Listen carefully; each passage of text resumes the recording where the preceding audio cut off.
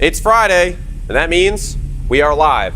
So what we're going to do is we have our 427 cubic inch small block Chevy on the dyno. This is our baby blue engine that we built last year. So this is a Summit block 427 fully forged bottom end, hydraulic roller, trick flow heads with Jessel valve train. And we brought this thing back. We actually just wrapped up this episode, brought it back, switched it over to multi-port fuel injection with Holley's new high ramp front feed intake, and we added twin 66, 62 Summit turbos. So what we're gonna do here is we're actually gonna make a live dyno pool for you guys. I don't know if this is a good idea, but we're doing it anyway. We're doing it. So we've been testing the heck out of this thing. This has, I think we're at like 70-ish, almost 70 dyno pools at over 1,000 horsepower.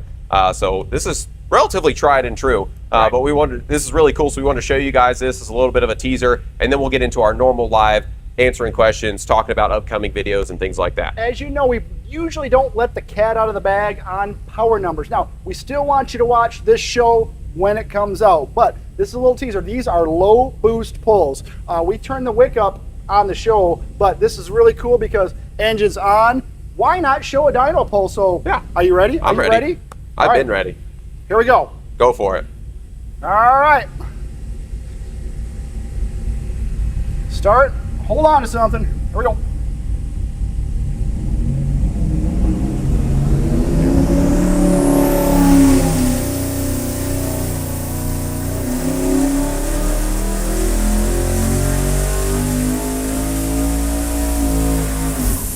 Just like that. Woo-hoo. Smooth as glass. Clean. I mean, if you look. I mean, low boost. Low boost.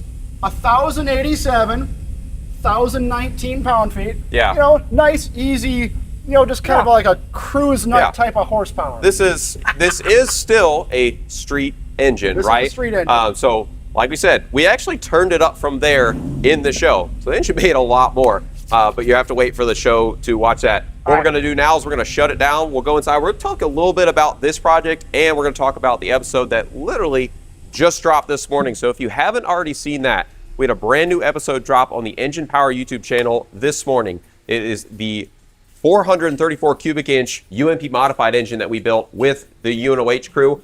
So this is a full race engine that was built for the UNOH motorsports team. We went up there and actually built the engine. Ooh, you can feel the heat. That's nice. It's crackling, Smart. Listen to it. It's crackling. Yeah, it's cool. It's trying to cool down again.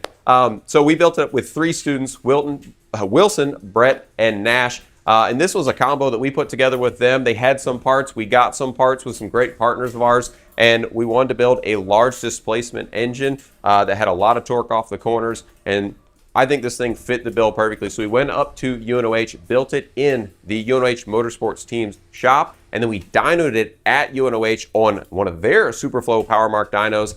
It was an awesome build, 434 cubic inches, so 4155 bore, 4-inch stroke, custom ground comp cam. We got, Jessel lifters, Jessel rocker arms, had a set of All-American CNC 13-degree profiler heads with a Wilson profiler 13-degree intake that was fully ported by Wilson. Ran it with a QFT 1050 annular carb, and the thing made an insane amount of power naturally aspirated on their dyno. So it was a great episode. If you haven't seen it, the link is actually in this live video. There is a link in the description of this video that will take you right to that one, so you can check it out on the Engine Power YouTube channel. So make sure you do that today. This is a competition engine too that we built for them. This thing's going to be out there running at their track in a new chassis. So pretty neat to see that. We build a lot of street-based stuff. I mean, street's a relative term, right? So, but the race stuff that we do, this is like a legitimate competition engine that's out there running with some very, very big names running against it, right? Yeah. And this is like kind of our first crack at it, but it's a really good engine. Sound, it made a lot of power for what we're doing, and it was a lot of fun. We get to do all the stuff that's cool with race engines, even not just street engines. We don't do a lot of race engines, as you know, if you watch the show pretty regularly. But this is a really cool opportunity we have with them, because we got to build a race engine with them last year. We built a 406 cubic inch stock car engine, so it had a cast iron head rule, and that made great power here and on our dyno. And this year we decided we wanted to go up there and work on it up there and do it with them. So that engine is going to go into a brand new chassis. It's going to be running in competition for years to come. So it's really cool to be able to do that with the students and then watch as that engine goes out and competes. So But back to our current project that you just saw us run. Again, this is a little behind the scenes because obviously this has not aired yet. This is like normally we don't even mess with any of this before it airs. Now we tease it, and we always get a lot of comments about why don't you do the show the numbers, because we want you to watch the show when it comes out, right? It's secret, because right? It's kind of secret, and I know people are like, well, why don't you? Well, it's because of what we do. We want people to watch the full build, understand why we put the parts in it, why we did, and when it runs, that's the big payoff. We like it to be a surprise. Yeah. So at any point during this live, if you have any questions about the UNOH engine or this 427, make sure you drop them in the comments. We are watching the comments, so we're going to be answering some questions later on in the live. But I'll just tell them a little bit about this package, how it started, and what we did to it this time. Okay, this particular package, because of its color, was pretty famous. We like painting engines unconventional colors. This is a small block Chevy. This is a 427 cubic inch Gen 1 small block Chevy. This is Summit's new aftermarket block, right? It has a set of trick flow heads, 230cc. Holley's brand new EFI high ram, right? And this has also some, it has good parts, and it has a good piston in it. It's got one of Summit's pistons in it. Has, forged crank, forged connect, forged H-beam connecting rods, good rod bolts, all the things that we know. Now, we built this engine naturally aspirated and with a different manifold on it and a carburetor, made over 600 horse. But this particular one, we didn't really plan it. But in the back of our mind, like, well, this thing has the right parts in it. I bet you this thing will hold a lot of power. So we brought it back. Bringing it back, it's easy. We changed the manifold itself. We didn't have to change the piston or anything like that. We changed the manifold when we built the turbo system. Now, I can't weld my way out of a wet paper bag, but Frankie welded all this stuff up, and it looks great. And the most important part is none of it fell off, because if it would have, I would have given him a lot of guff over that one. Yeah. But this particular one, it is intercooled. One of the questions people say when we dyno stuff, why isn't there a fan in front of the intercooler? Well, this particular room has so much air going through it. We have a 20,000 CFM plenum in the back that exchanges the entire volume of the room every 6 seconds. So air coming through our inlet comes through and just blows through here. So this has a lot of air going through it, so our inlet air temps stay cool. On this one, they never got above 83 degrees. Yeah, we did a lot of testing with that we've done it with a bunch of our turbocharged engines. So we tested this one before and after. We actually have it unplugged right now because we're doing some testing, see what you can do without inlet air temp stuff. But yeah, so this is a really cool combo because the engine itself is pretty much a catalog engine. None of the parts are custom. You can get all the parts right out of like Summit Racing's catalog or piece it together. Yeah, so we got to test out some new stuff too. So like I said, this is Holley's new high ram front feed small block Chevy intake manifold. They have another one that is the conventional high ram. This one's a lower profile one. The other ones look like a conventional LS where it comes up and it has the actual throttle body up. This is a lower profile one. But what I like about this is I know it looks tall, but it has good hood clearance. Like if you had a conventional 4150 style intake manifold, by the time you get the carburetor on, it's about there. About the same height, and then you got an air cleaner on top of that. So this is nice low profile, fits with a distributor in the back. So we got one of their dual sync distributors. Comes with nice fuel rails with multiple heights for different injectors. We have a set of trick flow 110 pound per hour injectors in there. We are running this thing on some good race gas on some C12, so that is plenty of an injector for like 16 or 1700 horse, depending on what pressure you're running at. And obviously, because like he said, we like making engines look good and look pretty, we had to color match the intake to the rest of the engine. So POR 15 engine enamel that we custom mix up the color to match exactly what we did last time. So that looked great. 95 millimeter front-facing throttle body, and then obviously kind of like the star of the show, a set of 66, 62 Summit turbos. These are fed by a set of Flowtech up and forward turbo headers. So these are 1 7/8 primary, 2.5 inch collector, set of twin Summit 44 millimeter wastegates. And these turbos, I know everybody's going to say these turbos are a little small, and that technically could be true. They are sized for what the engine. This is still considered a street engine in our minds. Hydraulic roller, relatively easy to put together, and this is still a street engine. So this engine will 100% run on pump gas. Yeah. And you could probably, if you're really, really careful with your tune-up, this will make about what we made just now on this live poll. The reason that we have it tuned in like the way we do, we have the race gas in it because we had planned on leaning on it, and we sure did lean on it. We didn't want you'll see that when the show comes out. We wanted to test the engine, not the limit of the fuel. So we just put good fuel in it and just start there, and then worked up. So yeah, so the turbos are really responsive. So when we actually, I mean, you probably, I don't know if you saw it out there, but when you load this thing in at 3,500, it's making basically 1,000 pound-feet at 3,500. It is no joke. So yeah, we had to do a little bit of fab to get the turbos set. These are just conventional turbos. They're not symmetrical turbos or anything. So we were able to get them looking pretty nice with a little bit of fab work and fitment. Had to make some elbows and things like that. But it came out really nice. It looks really cool.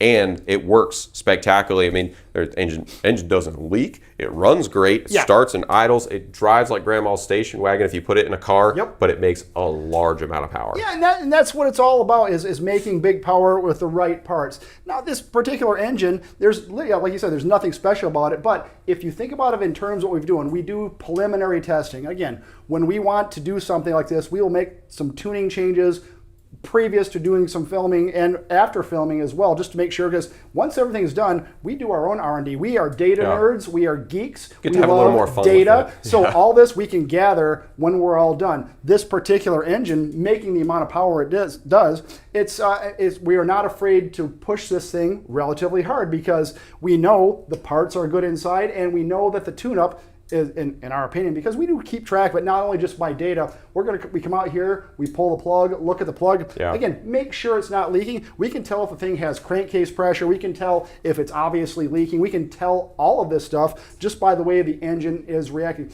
And again, like we said earlier, this engine has, at this point, probably 70 pulls on it at over 1,000 horsepower. We always get the question of are these engines real? I know that's a relatively, that's a legitimate question because of what we do here, right? But these engines are not TV engines. They're not one and dones. We're not trying to build sparklers. We're not trying to build Roman candles or disposable lighters. This engine makes that kind of power, and it will continue making it. When we're doing, when was it? What was Wednesday? Wednesday, yeah. We had 40 pulls on this thing at over 1,000 horsepower and over 1,000 pound-feet of torque. And the dyno, and the dyno itself, this is the hardest the engine is ever going to be loaded. This is the most rigorous testing it's ever going to see. When we put this in a car, everything after the dyno, I always say it's going to be, the engine's on easy street, right? Because this is where we're torture testing this thing to make sure that it has no issues, make sure it's not going to have any failures later on. And this thing just has been eating it up. So I think this doesn't even have head studs in it. No, it's just conventional 23 degree with head bolts. All right, I think we have some questions. Let's look at some questions. We got some questions loading up over here. I don't have my. You want my glasses? Oh no, I can read it. It's okay. I'll trust let's see. Twin turbo 427 big block Ford is what I'd love to see y'all build next. That would actually be really cool. There is nothing that's off the table on stuff like that. Obviously, because of what we do here, we look at everything and we think it's all cool. So not off the table. We'll put that on the board. We try to have different builds, right? Spread them out. So we might do one of those. It might not be for a little bit because if we did turbo builds back to back to back, everyone would want us to do an NA build. So we try to do a little bit of everything, spread it out a little bit. But yeah, that is not off the question. Shredhead Garage said two-step check. Not going to do that here on the engine dyno, but if this thing goes in a vehicle, there will absolutely be some two-step action because at this power level, that no matter what the car is, we're going to take it to the strip and see how fast it is. Build a 5.7 Hemi for the naysayers. I like that. There's nothing wrong with a smaller displacement Hemi. I mean, they have just as good cylinder heads, and I always thought it'd be standing cylinder. And I always thought it'd be kind of fun because 5.7s are so common, they're plentiful. I thought it would be fun to like build a maybe like a Hellcat killer out of a 5.7. I think it'd be a kind of fun idea, like a blown 5.7. Maybe we'll see. Let's see. Mechanic 350 said, why not continue to give some attention to high horsepower plants? I would like to see a full parts list bill for everything engine you build in case we want to duplicate the same thing. All the parts lists are usually available in the description of the video. If you click the links, it will take you to like the specific parts that we used, or at least like the line, so you can pick them for your engine. So make sure you check them out, because usually underneath the entire video, if you go on the PowerNationTV.com website, or if you go onto our YouTube, at the bottom there will be links that take you to, or descriptions at least, of like the parts that we used, and you can get it set up for your application, because like we always say, engines are application specific. So this might not be perfect for what you're doing, but you can take this and tweak it and make it right for your car. Let's see, Stephen James said, what's the compression ratio and boost? Oh, well, that's a good one. That's a great question. This particular one for, excuse me, for a boosted engine, you know, you have, there's certain things that people think about for a boost. Like typically you really knock the compression out of it when you start building a lot of boost. Now, the only thing that lowering compression does on a boosted engine is it opens up your tuning window. This particular engine, because it ran naturally aspirated, this thing was 10.3, was it? 10.26 to 1. 10.26 to 1. So we're going to call it. We have full build sheets on all our stuff. Yeah, we have full build sheets on everything. Know, yeah, so that's, again, geeks. So, Yeah. But this particular one, on that particular run that you just saw, that power number, this engine was on 16.5 pounds of boost right there. So, and we consider that low boost. A lot of the times we will work up to 1 atmosphere. This time we started a little over 1 atmosphere. Yeah, and then worked up from there. And then worked up from there because, again, we have high confidence in the build and high confidence in the parts and high confidence in our tune-up. Yeah. And we haven't burned anything up yet, but we keep things very, very safe. And that's by design. If you were putting this thing on the razor's edge, you better know a lot of things. You better know the quality of your fuel, for one thing, and make sure everything else from a test parameter standpoint is dead on, because if you don't, one transposing of numbers on setting air-fuel ratio or timing, you are going to liquefy all the pistons, and they're going to go out the exhaust pipe. A plus instead of a minus could be very disastrous. We are not into that. Or always remember, you know, we do our own R&D. R&D does not mean run and destroy. It means research and development, right? So we want to make sure that we keep things safe, and we will incrementally ease things up just because we're comfortable with. This time we had some good fuel, so we weren't afraid to stand on it. And that number you saw is not the top number of this engine. No. You will see that when this engine comes out on the shows. I will tell you, this is the most powerful engine that has ever been on this dyno. That's correct. So do with that information what you will. Yeah. But if you're good at research, you can see what the highest one was,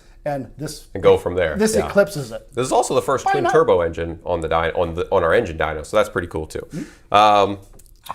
Juan Cafton said, "I love the color, by the way." Thanks. So do we. Thank you. We like it. Cool. I had a 1982 Fairmont that was this exact same color, so I'm very partial to it. Someone commented and said, "Please build that big block Ford 460." So we actually that engine is now in a project. So the last version of that, we actually switched it back to NA, and we did that because the Dirt and Trails guys put it in their F-150. Yep. So they have a 460 powered Project F-150. Leadfoot. Project Leadfoot. Yeah. So go check it out if you want to see where that engine went. What's your opinion on the GM 4.8 or 5.3 liter? Great engines. Tried and true engines. Yeah. If you have a choice, you just go for the 5.3 because dimensionally they're all the same pretty much, and it takes basically the same parts, but you get more displacement out of it. We actually just did one, so that'll be the episode before this. You'll see our Junkyard 5.3 come back, so keep an eye out for that as well. Junkyard 5.3 on the way, so keep watching. We have a matter of fact, let's address it. We haven't been posting on our YouTube, and it's been like, hey, why come you guys haven't been posting shows? We've been loading up the cannon. Yeah. Now we're going to have a bunch of things that come out in succession that you don't want to miss because they're all cool. Yeah, between like now and the end of the year, I think it's like one every week. So it's almost like an advent calendar of content. It's pretty cool. So this is the start of a long streak of engine power shows coming every week. So make sure you guys just keep coming back, or hit the notifications bell on the Engine Power YouTube page, because that will give you all the notifications when new episodes drop. Let's see where are we at here. I lost it. There you go. Want to see you build a big block Mopar with turbos? That would be pretty cool. We did an ANA one earlier this year. If you haven't seen it, we did a 505 that we brought back, did some changes to it, and picked up a bunch of power. So if you haven't seen that, it's somewhere on our Engine Power YouTube page. You can go check that out. That was a pump gas 505 with a single dominator on it, made 760. Yeah. Pump gas. Pretty spicy. A twin turbo one would be pretty wild. Yeah, pretty wild. Absolutely. Have you ever thought of doing a 3.5 liter EcoBoost? Yes. Absolutely. I think those are really cool. I really like the idea of like that as a swap engine. And I mean, Ford made a decent amount of power with them. Aftermarket has made a ton of power with them. So they're a great platform. Would really like to get into that as well. So if anybody is interested in partnering on one of those, reach out to us, because that would be super cool to do. And we just have to figure out how to hook it to the dyno, but I'm sure we can figure that out. That's easy. We do this for a living. We can figure that out. Yeah, that's easy. Let's see. Ooh, this is a cool one. I don't know how to say the name, but I think first name is probably Jan from Norway. I would like to see a compound turbo small charges a big one used on gasoline engine. Best regards. That's actually really cool. It's something that is very specific to the application, depending on what you're trying to do. Most of the stuff that we are trying to get as far as like street application, you can achieve with a single. Right. But that's something that's not out of the question, because there's benefits to either sequential or compound turbos depending on what you're doing. So not out of the question. Nope. Something we could do. Yeah. Let's see. Oh, here we go. We get this question all the time, but we're going to answer it again. I know Engine Power / PowerNation is known for its American builds, but would you guys ever build a Euro or JDM motor? The answer to that is 100%, because it's Absolutely. an engine, right? We like engines, and to us, the engine, and we don't consider, the engine doesn't know what brand it is, right? All it knows is a few simple things, right? And so it's the sum of its parts and how we put it together and what we run it with. So as far as fuel, right? So we are always looking to do something like that, and we are going to dip our toes into that market eventually. We just have to have the right set of circumstances come together, but it's happening, because we are actively now looking for some stuff. What's that K? What's it? K what? K24? K24s? I know. He knows what it is. K24, 2JZ, stuff like that. Very, very. Those are the LS versions of the import world, right? Very, very good. Very, very good parts available, because people want to make extreme power. Just like any other gearhead, when you want to make something make more power, you develop the parts for it, and those parts are becoming more and more available and more cost effective. And more cost effective. And again, cool. all we got to do is figure out how to bolt it down on here, which we can figure that out. We are relatively competent at we that. can do that. Somebody asked what the cam and spring specs were on this engine. So for your information, if you didn't watch the build from last year, which you should totally go to, we did do that first. A two-part build on this. But we'll tell you right. Yeah, so the cam is it's a hydraulic roller, so it's 248, 256 on a 110. It's in a half a degree advance, so 109.5. And the spring setup these are set up right around 155 pound seat, so a little bit higher, but it's got a good lifter in it. And then it's about 415 to 420 open on this because it still is a hydraulic roller. It wasn't really supposed to be a high RPM engine. We turned 6,800 in our dyno pools, which is plenty for the engine to peak over, and it makes a lot of power in that range. And interestingly enough, I don't know if you heard it when it was running, this has an LS firing order. Yeah, you probably couldn't have heard it because. Well, people always say like, I hear that. I mean, I've been building engines for almost 40 years, and I really can't usually tell when the firing order is different. Yeah, let's see, Gen 6 454 turbo. Gen 6 engine is pretty cool. Yeah, kind of rare, but it'd be really cool to do one of those. Everyone likes the turbo stuff. Turbos, because it's an easy way to make a whole lot of power. How about some of the V6s from the 90s and 2000s? We actually did one. We did a 4.3. We did a very extensive build, both NA and then turbocharged on a 4.3 very detailed V6. on even the prep. Yeah, like prep and everything. It was really, really good. So if you look up engine power 4.3 liter, it will come up. We downed the engine naturally aspirated, then we put a 59 millimeter turbo on it. So make sure you go check those out if you want to see some V6 action or some 90s 2000s action. Yeah. Let's see. All right, we'll take one more right here, and this is a good one because we've actually been talking about this. He said to piggyback on that comment, why not build an air-cooled Volkswagen engine? Oh no, I dig those, man. I grew up in the time when the sand rails and the dune buggies and all that, where everyone was running around that stuff, and because they sound like kind of like an import, not modern. Kind of, but they're just kind of cool Yeah. because, I mean, there's like turbo versions that are making a lot of power. The NA versions are really good, and they're air cooled, so it makes it a little bit easier as far as like cooling system stuff. But like that in a